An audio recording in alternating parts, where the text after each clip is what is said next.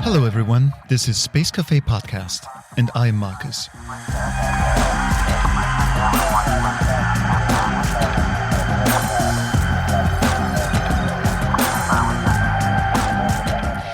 The other day I found myself in a supermarket, and to my surprise there was a patio heater for sale in the do-it-yourself section, perfect for the late winter outdoor barbecue.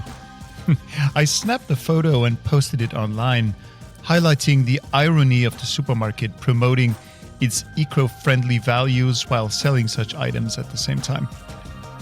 The company quickly responded, claiming that customer demand forced them to stock these products. But honestly, is there any integrity left in today's world? Wouldn't an empty shelf with a sign stating that they chose not to sell heaters due to their environmental values be a lot more impactful? I long to shop green as a customer in stores that have the courage and conviction to stand by their values and refuse to offer certain products to me. But luckily, there is a great path we all can pursue. Anyone can profit from going green. My guest today, Terhi Vapola, for example, managing partner and founder of Greencode Ventures, does just that. Greencode Ventures invests in technologies that accelerate the green energy transition, including those related to space, of course. Hi. Terhi is a fascinating individual. That's very kind of you. Thank you. And I'm thrilled to have her as my guest today in the Space Café podcast. I think my story, so if starting from there, so my story of why I became an electrical engineer was very much about the nature. So thinking of the planet where we live in and the nature and the animals and everything we included. So that was very important. And then it just happened. I've always liked physics. So when thinking of physics, and especially when we're dealing with the discussions on clean energy. So when I was 14, there was this course on wind technologies and how that would be the future. That was still the time when it would be the future. So I thought, this is something I want to be involved with. So that's basically where it all started for me. So. Great, fascinating. And lots of things have changed in the meantime. Yeah, exactly. As I said, so for me, the whole nature, the world by itself, and then also, like I've always been interested in physics. So the windmill technologies and something like that was something which really intrigued my imagination. Combined with, I was reading at Hawking's at that time, and this the whole concept of time and how time is. Actually, I don't believe it's linear. So then kind of thinking of all these kind of concepts you would want to figure out what's behind it. So that basically got me started. So you started out with a deep interest in nature and in physics, and now maybe physics is still the same, but nature has changed quite a lot. How's that in Finland? You're based in Helsinki right now. That's correct. So over here, because we used to be the country where you have very clear seasons. So you have lots of snow for the winter. It's cold, it's crisp, and then it's like clear spring. You have the summer, which is warm, and now it seems like they're all blending together. So you kind of get this feeling of the summers might be sometimes as cold as the winter, and the vice versa. So the whole kind of already within my lifetime, and especially within the past few years, you've seen like sometimes we're getting the heat waves, which we never used to have, like 30 degrees many days in a row or week in a row. So you shouldn't have that here in Finland in the north. So that clearly is there's a difference, and we start to get forest fires, which we usually didn't have, or they were very rare. So these kind of things you can clearly see in your environment. Wow. And of course, looking at last winter and summer also, when the water levels in the rivers in the Central Europe and so forth, Rhine River and so forth. So you clearly see it these days. Yeah. It's not just that somebody scientist is saying something, but we actually all of us, we experience it already. I mean, like how much more proof do we need? Seriously, this Exactly. is really almost personally annoying to me that we still talk about papers and academic studies and blah, blah, blah. I mean, like, we know what's going on. How much Yes. more proof do we need?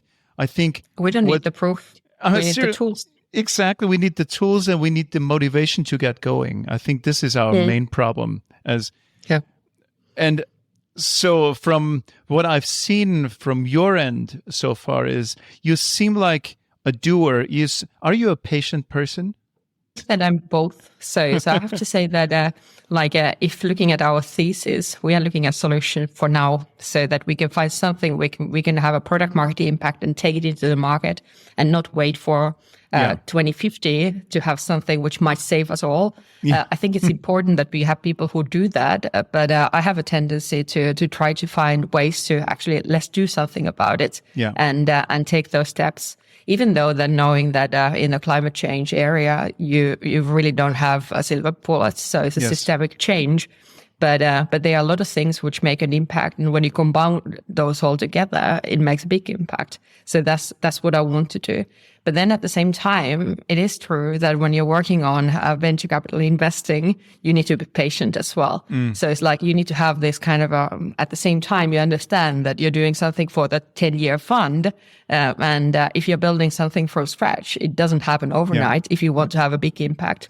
But then you want to see things which are happening already today afternoon also, so that you can see that you are moving forward. So on you need the right both. track.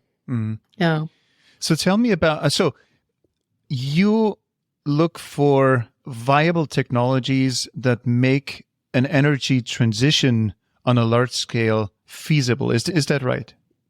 It's actually even broader. So with Greencode Ventures, we are looking at the whole green transition.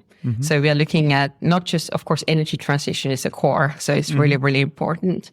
But I think also looking at solutions for transportation, looking at solutions for built environment, and looking at solutions for, you could say, green industries. So how to take the energy intensive or resource intensive industries to the next level. So all of these areas play a major role in green transition. And then, of course, I'm an optimist. So I want to see it as an opportunity. It's like what McKinsey is saying these days. So you have like a 9.2 trillion euro opportunity on an annual basis, which needs to happen. And we need to find the solutions to kind of take it forward. Absolutely. Basically. Yeah, absolutely. So as this is a space-related show, the Space Café podcast, what brings you into space? Because the energy transition and the green transition, so to say, that happens usually on Earth. So where's the space angle? Space is, of course, not the only angle. So we are looking at all solutions which can enable the green transition problems to be solved through digital means.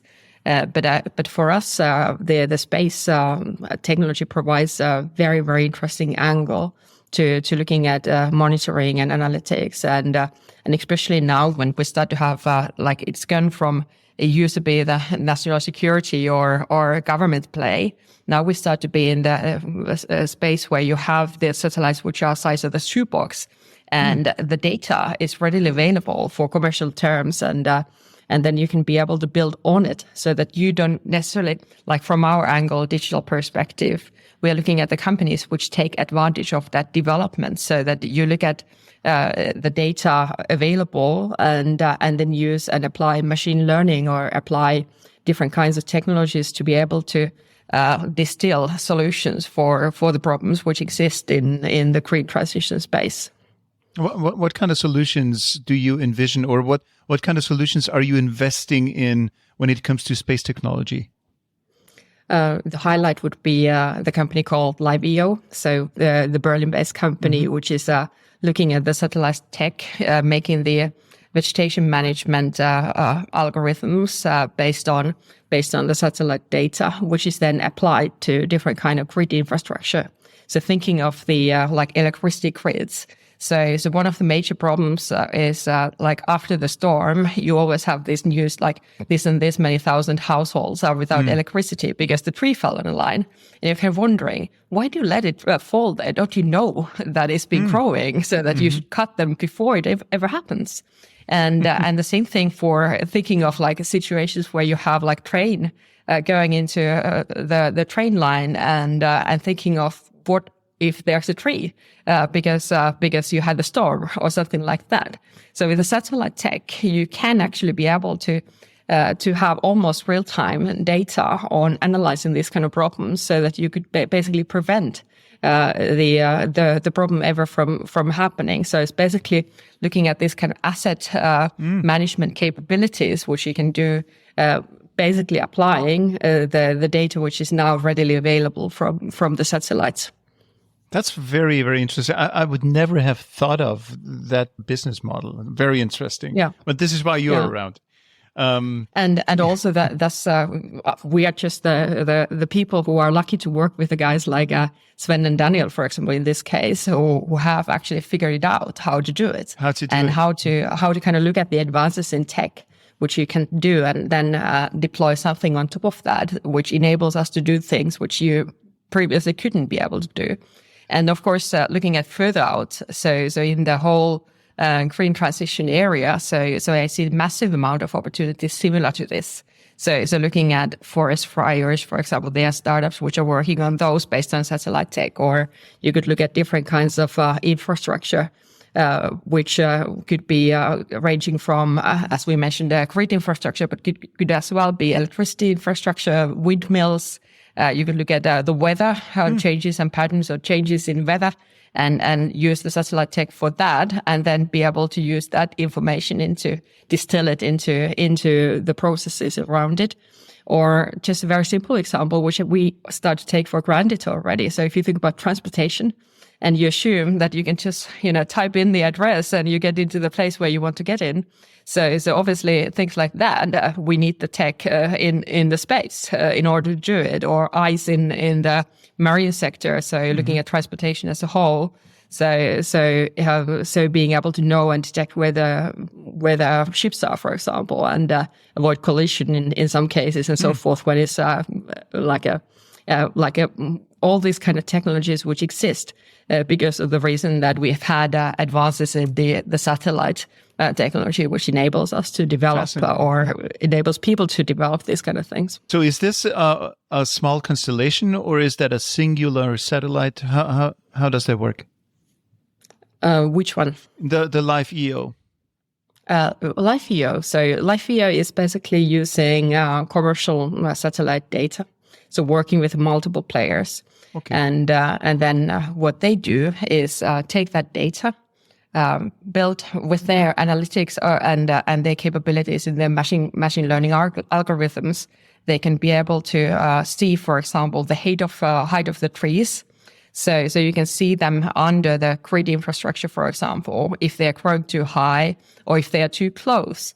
And you can look at these kind of corridors of grid infrastructure and basically be able to also look at the vitality of the trees if they might be in risk of getting weak. So all that which they can do with the satellite data, but then applying their kind of intelligence on top of that. Intelligence magic. So they're piggybacking on other satellites. So they don't have their own satellites.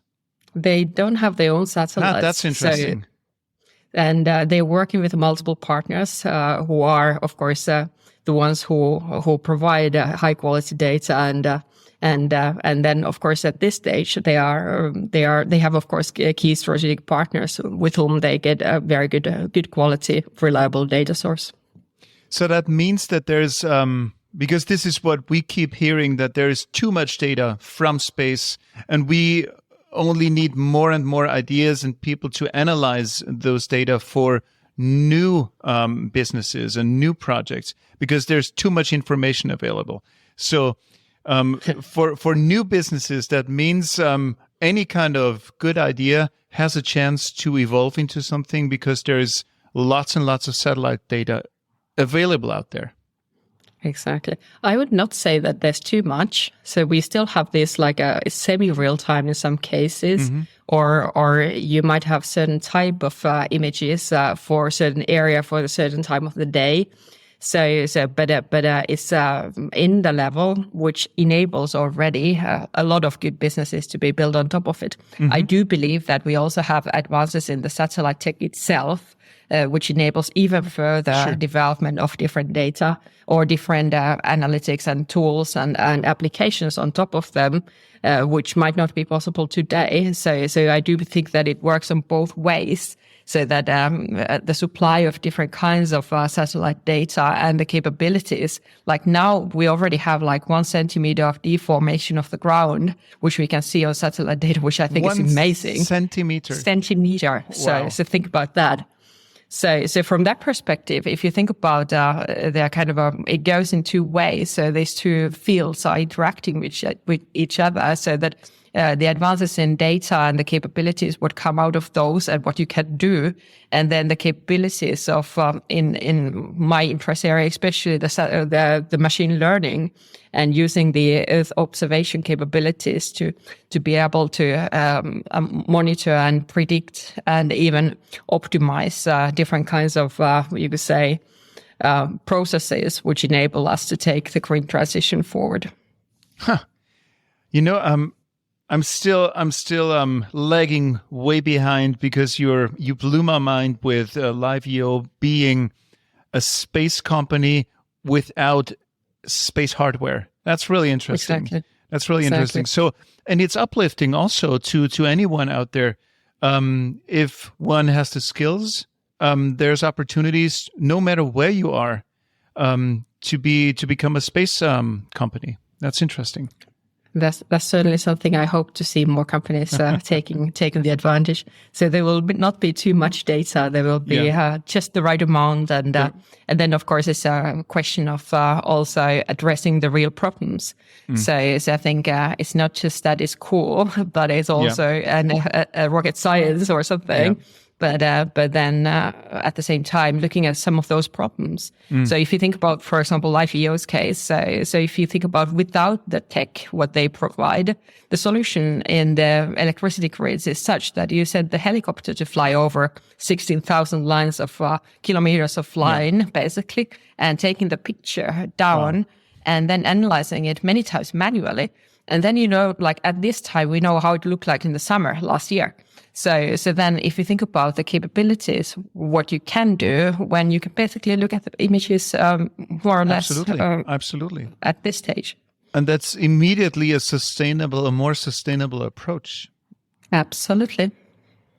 So also there, I think the other areas, so thinking of, if you think about the climate change as such, so also, fortunately, we should also be starting to look at the tech, which is looking at mitigation area and adaptation area, So looking at the capabilities of, for example, forest fires, or looking at the water levels, or looking at in the agriculture how the vitality is developing and how droughts are taking place. So looking at all that kind of where you need to basically be able to look at the Earth in a much wider context, but still be in the level of detail. The satellite capabilities and advances in satellite tech are the critical tool for us to be able to understand those processes more in detail. Do you think we can still steer that boat around in a different direction when it comes to mitigating climate change, or is it too late? I think we need to act now. So that's the core. So if you look at the for example, COP27 in Egypt end of the year, so basically the message what they were giving at that stage, that if you wanted to stay within 1.5 degrees, which we've always said, or as long as I remember, we've been saying that's the boundary which we should not pass. And to do those actions so that we can stay within that, we need to have those solutions in market within this decade or within the decade. And if you think about that time frame, So you clearly see already as a venture capitalist that you cannot be able to achieve a groundbreaking tech, which is maybe hardware oriented, which you now develop. And then if you take that whole process of getting that into massive scale across the world so that you would have an impact, you are simply too late. So Absolutely. we are already too late.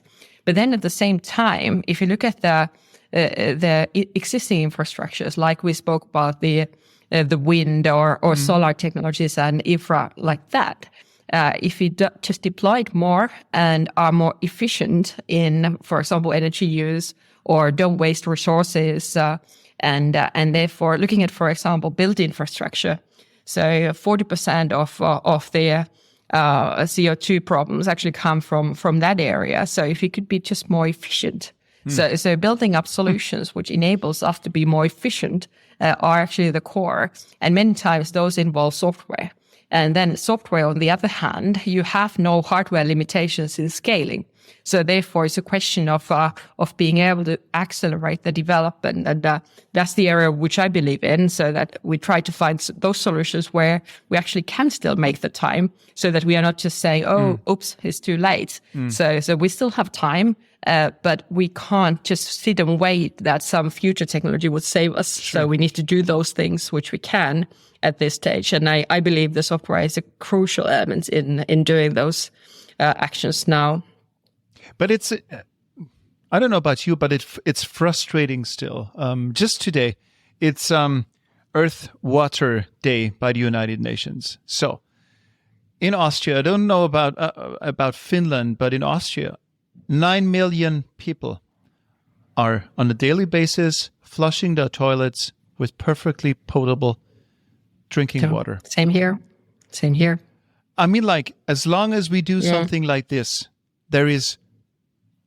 I'm liking the words. There's no more to say, because we do not seem to care about anything. I mean, like, we're experiencing droughts in Austria already. Austria is a green country, as is Finland, and exactly. we're experiencing droughts. So they talk about limiting water supply and blah blah blah. I mean, like, seriously, at the same time, we're flushing 40 liters of water per day per person times 9 million. I mean, like, from a different perspective, if I was an alien watching the Earth, watching humanity, I would just shake my head and fly away, because anyways, it's sorry for littering all this on you, but this is just so frustrating, because we do not. This is an easy thing to do, getting rid of that water thing. The hard thing is mitigating climate change, because it's a complex issue. That's the hard thing. But anyways... But on the other hand, all these little things, as I said, so building up all these little things, like if you look at the energy, saving of energy, so we thought that if you look at economic view, so looking at the demand curve of electricity is actually quite steep. So that regardless of the price, people still need the same, more or less the same amount, because we just plug in our things and it just happens. And yet now looking at this winter, I think it's amazing that we managed to save energy so much. Of course, there were some drastic measures on that, especially in the industrial side. But then on the other hand, also the consumers could be able to make a difference. Yes.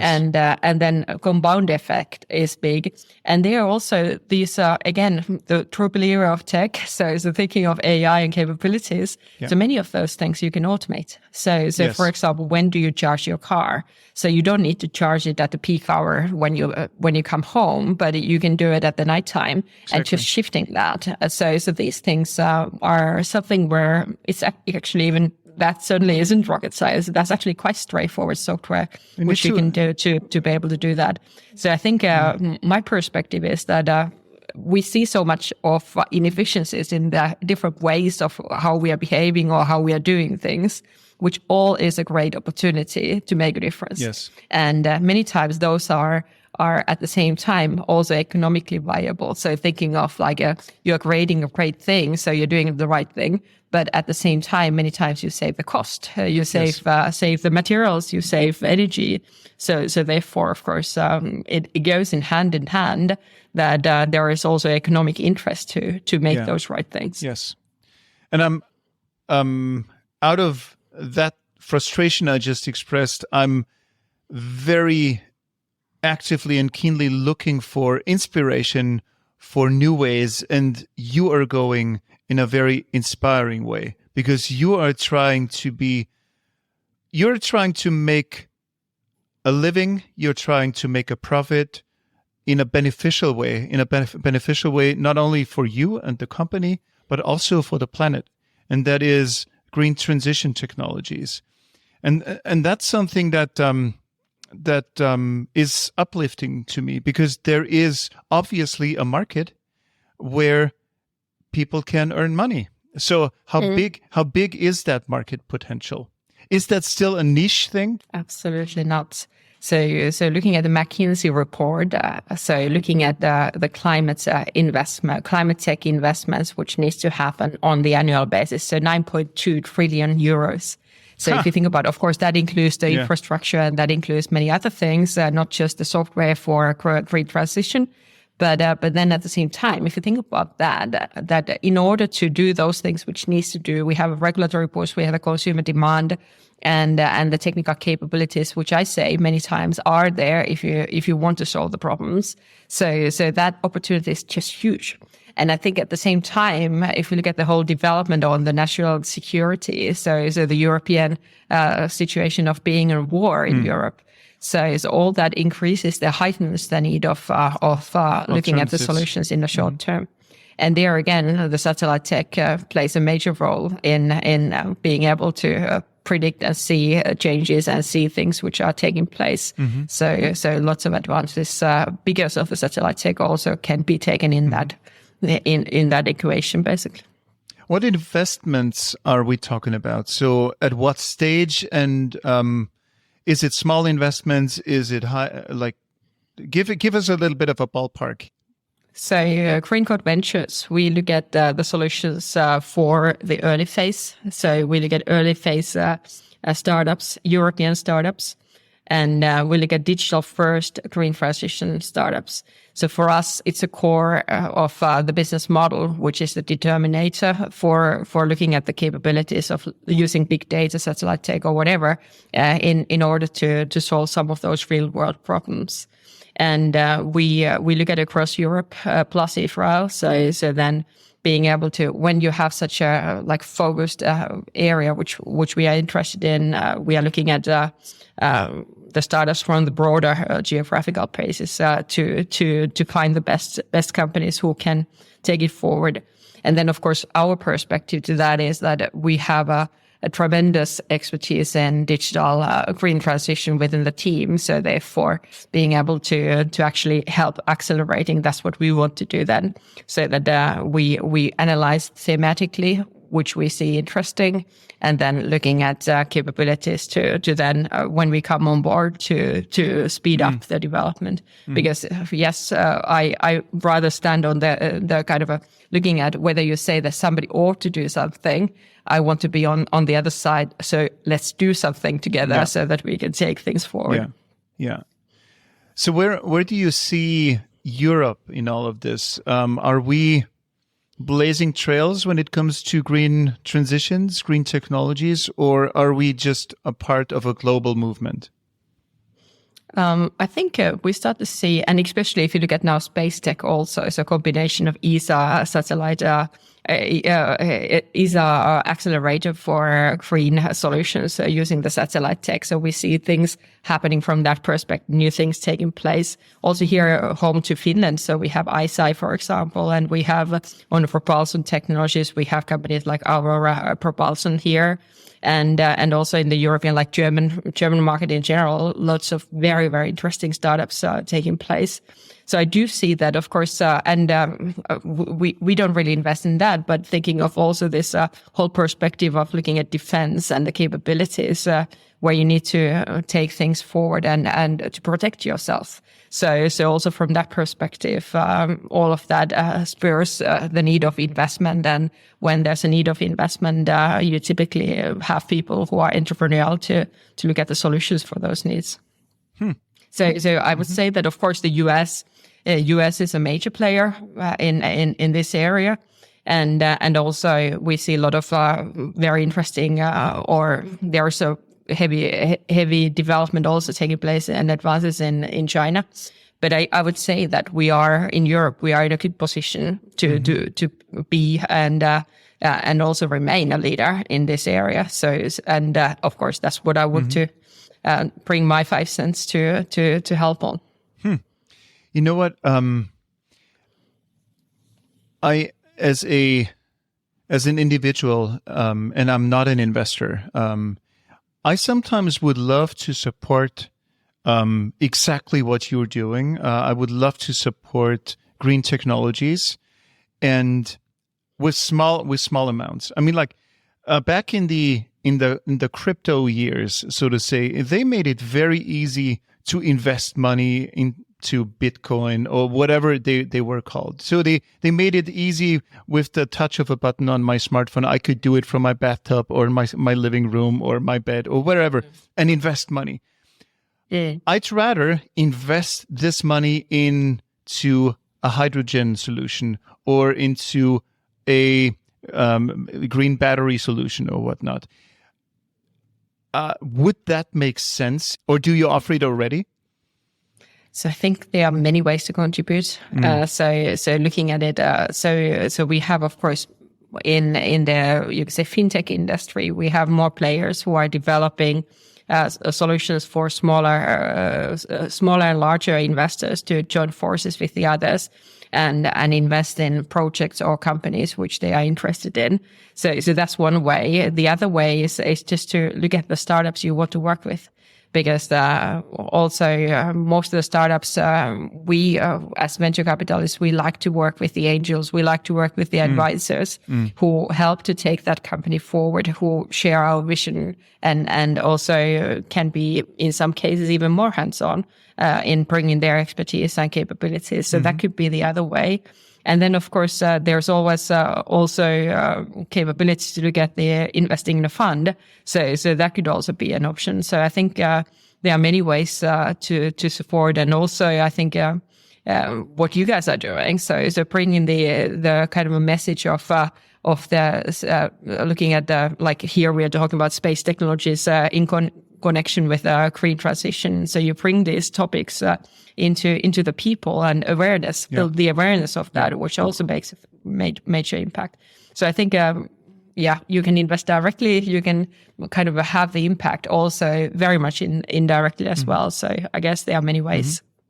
So now for our big or small or very small investors in the audience, what are the main fields you see have major potential for the next couple of years in that green transition world? So I'm a big believer of the advances of the machine learning AI type of solutions. And if you look at the combination of satellites and the AI and the green transition, so this like a development of a better understanding of our global systems. So if you think about environmental perspective of whether it is weather patterns or weather systems or currents in the oceans or movement of transport and traffic or looking at the forests and droughts and this kind of monitoring and also bringing the tools to prevent and then also mitigate quickly so that you have the early warning system. So all of this will be increasingly needed, fortunately, in some areas. But then, of course, we need to have solutions, and those are something which I find very interesting in monitoring as well as investing in.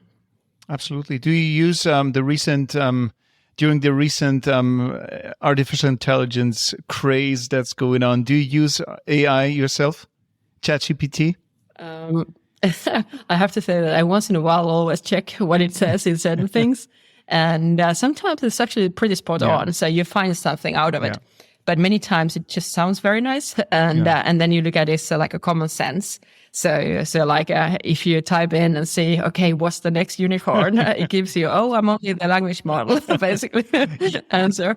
So I think, but at the same time, it also, so I think people who are in the AI more in detail are saying that this is just, how would I say, the front of something which has been there for some time. But I think it's a very important tool for bringing something like AI to the people. So that you really show what it could do and what it is capable of. And then, of course, what happens then in the more fundamental areas of AI and the advances there, then we also have something which of course takes us even further.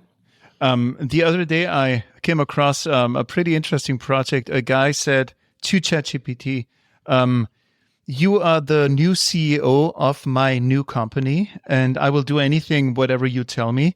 Your goal is to make the most profit out of blah, blah, blah. Your starting capital is 1,000 euros.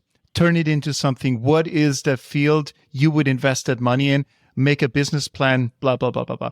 That was really interesting to watch the AI come up with a solution. And now if you pair this with the green sector, I'd be very curious to find out what this spills out. Very interesting. But of course, this is a game to play. So maybe just to kind of not directly addressing, but indirectly. So that brings to my mind, for example, at Terhi Ventures, we invest in an Austrian company called Inspired, which is working on algo trading. So basically making those decisions which people would do, but being so much more efficient and fast.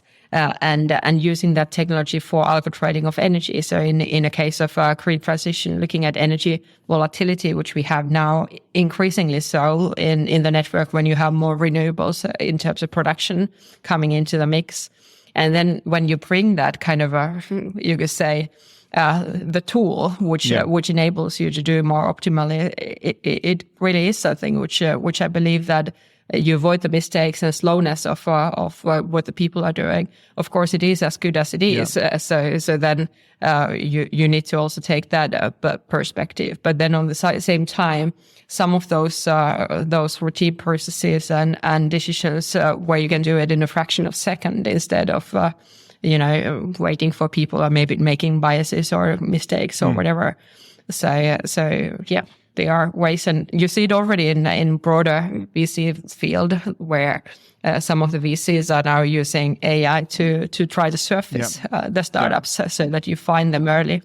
So yeah, of course it still needs people. So you still need to do certain analysis and also build your hypothesis and assumptions. But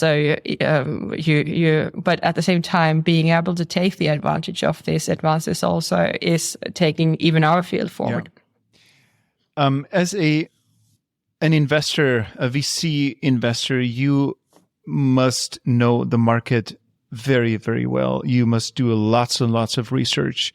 So can you give the audience an estimate as to where we're headed as a society? Because from our media diet, we could assume that everything is falling apart. But I would love to see from your end, because you're optimizing for a viable future for yourself, for the company, for the industry. So what's your assessment for the years to come, maybe 10, 15 years, when it comes to managing that energy transition and mitigating the climate crisis? I think there are two perspectives to this. One is I'm frustrated that we haven't done things earlier, so that we are already so late. So this whole debate about that, instead of sitting and debating, we would have actually done something, not just talking about that somebody else should do something, but actually kind of going out there and finding those solutions. and not just waiting for regulatory processes to decide that what you must do, but also thinking of from the business perspective, what is the right thing, or what is actually the combination which take us forward and enables those opportunities which are out there to take place, so that you are not just doing ESG, but or reporting, but you're actually doing something where you actually bring value. Yeah. So economic value into the system and finding those solutions. So part of me is frustrated that we haven't done more already. But then on the other hand, so I think it's also very human for humans. We need always good crisis. And I think we start to be in the stage where we have a good crisis.